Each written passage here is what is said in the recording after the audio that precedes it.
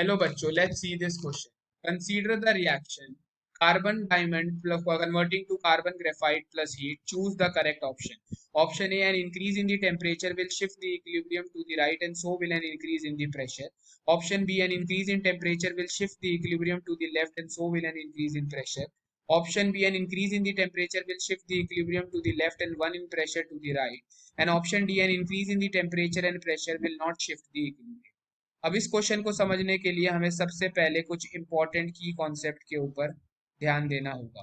और जो की कॉन्सेप्ट मेरा इस क्वेश्चन में यूटिलाइज होगा वो है हमारे पास the Le Chatelier principle. Le Chatelier principle हमारे को क्या कहता है? सपोज अगर मेरा कोई इक्विलिब्रियम रिएक्शन है A plus B forming C, हम इसके अंदर कोई एक ऐसा चेंज ला रहे हैं जिसकी वजह से इसका प्रेशर, वॉल्यूम, टेम्परेचर या कंसंट्रेशन चेंज हो रही है एंड उसकी वजह से जो इक्विलिब्रियम ऑफ द सिस्टम है वो क्या कर रहा है? डिस्टर्ब हो रहा है। The equilibrium is shifting either to the left or towards the right direction. तो सिस्टम क्या करेगा? उस डायरेक्शन में मूव करेगा सच दैट वो उस चेंज को नलीफाई कर सके और वापस से इक्विलिब्रियम कंडीशन को क्या कर सके? अटेन कर सके। तो system moves in that direction so as to nullify the effect of the change and attain the equilibrium condition back. तो यहाँ पे हमारे को क्या रिएक्शन दिया हुआ है? कार्बन ग्रेफाइट, कार्बन की जो डायमंड एलोट्रॉप है, कार्बन के दो एलोट्रॉप के बारे में हम बात कर रहे हैं। कार्बन का एक एलोट्रॉप है diamond, that is converting to the other allotrope, that is carbon का other allotrope is graphite and इस रिएक्शन में हमारे साथ में क्या रिलीज हो रही है? हीट रिलीज हो रही है। और हमें यहाँ पे एक्सप्लेन करना है the effect of temperature and pressure. तो सबसे पहले अगर मैं यहाँ पे टेम्परेचर के इफेक्ट को एक्सप्लेन करता हूँ, क्योंकि इस रिएक्शन में क्या रिलीज हो रही है? हीट रिलीज हो रही है।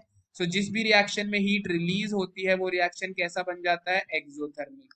अब एक्सोथर्मिक रिएक्शन में अगर मैं टेम्परेचर को बढ़ाऊंगा तो सिस्टम में पहले से हीट ज्यादा है, तो उसको नलीफाई करने के लिए रिएक्शन कौन सी डायरेक्शन में मूव करेगा?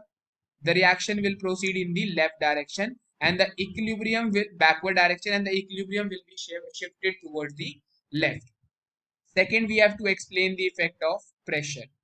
तो अगर हम बात करते हैं डायमंड की और दूसरी हम बात करते हैं ग्रेफाइट की, अगर मैं इन दोनों की डेंसिटीज को कंपेयर करता हूं तो डायमंड की जो डेंसिटी होती है वो कार्बन के कंपैरिजन में ज्यादा होती है, बिकॉज डायमंड क्या है? 3D नेटवर्क स्ट्रक्चर होता है और ग्रेफाइट का लेयर्ड स्ट्रक्चर होता है। तो डायमंड की डेंसिटी ज्यादा है। Density is equal to mass upon volume, यानी density is inversely proportional to volume. तो डेंसिटी डायमंड की ज्यादा है तो वॉल्यूम की क्या हो? कार्बन की वॉल्यूम क्या होगी? ज्यादा होगी as compare to the volume of diamond. क्योंकि डेंसिटी डायमंड की ज्यादा है तो कार्बन की वॉल्यूम क्या होगी? ज्यादा होगी। तो अगर अब मैं यहाँ पे प्रेशर को इंक्रीज करता हूँ तो उसके इफेक्ट को नलीफाई करने के लिए रिएक्शन उस डायरेक्शन में मूव करेगा जहां पे हमारी वॉल्यूम क्या होगी? इंक्रीज करेगी या वॉल्यूम क्या होगी? ज्यादा होगी। यानी किसकी वॉल्यूम हमारे पास ज्यादा है इसके केस में? अगर हम डायमंड और ग्रेफाइट में से कंपेयर कर रहे हैं, so on increasing the pressure reaction will move in the direction जहां पे वॉल्यूम क्या है? कम है। सॉरी, क्योंकि हमें पता है pressure is inversely proportional to volume. तो अगर मैं प्रेशर को बढ़ा रहा हूं तो रिएक्शन उस डायरेक्शन में जाएगा जहां पे हमारी वॉल्यूम क्या है? लेस है या वॉल्यूम हमारी डिक्रीज हो रही है। क्योंकि हमने अभी देखा कि कार्बन ग्रेफाइट की जो वॉल्यूम होती है वो ज्यादा होती है as compare to the volume of diamond. ये हमारा क्या है? ग्रेफाइट है। तो ग्रेफाइट की वॉल्यूम ज्यादा है, डायमंड की वॉल्यूम कम है, तो रिएक्शन किस तरफ जाएगा? जहां पे वॉल्यूम कम है। यानी इसकी वजह से भी रिएक्शन किधर की तरफ जाएगा? डायमंड की तरफ जाएगा, यानी बैकवर्ड डायरेक्शन में जाएगा। यानी equilibrium will be shifted towards the left. तो हमारा करेक्ट आंसर क्या हो जाएगा? भले ही हम टेम्परेचर को बढ़ाएं या हम प्रेशर को बढ़ाएं, equilibrium will be shifted towards the left. Temperature बढ़ाने पे क्योंकि एक्सोथर्मिक है इस वजह से बैकवर्ड जा रहा है, प्रेशर बढ़ाने पे रिएक्शन उधर जाता है जहां पे वॉल्यूम कम है, और क्योंकि डेंसिटी डायमंड की ज्यादा है तो वो उसकी वॉल्यूम कम होगी, reaction will go in the backward direction if we increase the pressure. I hope you understood it well. All the best, thank you.